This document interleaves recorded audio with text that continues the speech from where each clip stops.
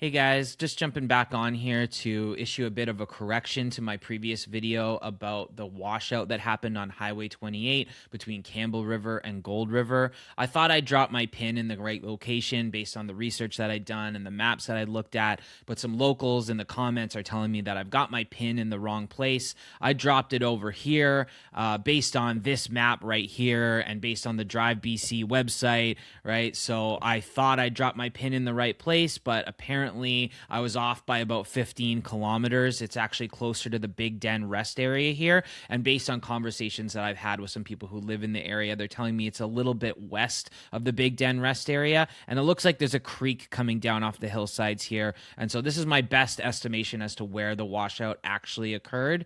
I regret the error. I never want to make these mistakes. I lose sleep at night over making mistakes like this. And so I wanted to correct the record as soon as possible.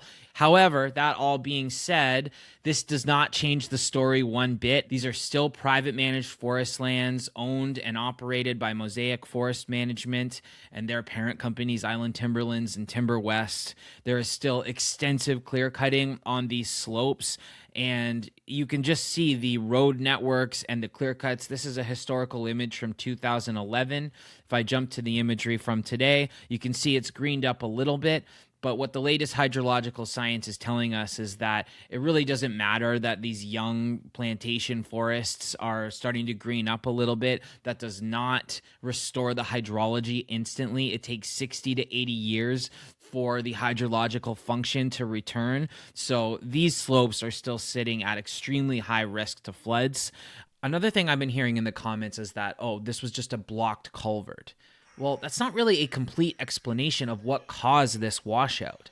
Where do you think all that debris is coming from? Where do you think all that excess runoff is coming from? It's a direct result of the clear-cut logging on the slopes above the road, right? When you have all these roads and ditches, all that water just gets funneled down to the bottom really fast. You don't have the forest cover to like suck up water and slowly release it over time, right? You also have all this slash in the cut blocks that gets dragged down by that water, and that contributes to all that debris that backs up the culvert and leads to this washout.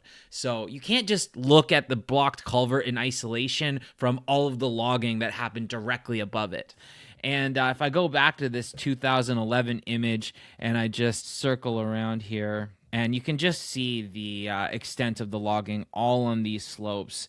And so in any case, this doesn't change the story that I'm trying to tell here, which is that the logging above the washout area definitely contributed to the amount of runoff, which brought all that debris down, which blocked the culvert, which washed out the road, right?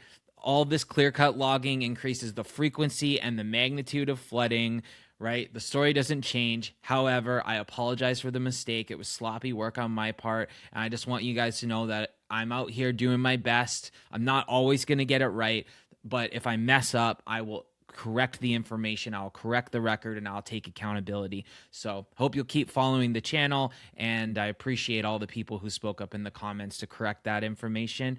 And yeah, thanks for tuning into this, and I'll post this in the comments wherever I posted this video. Thanks a lot.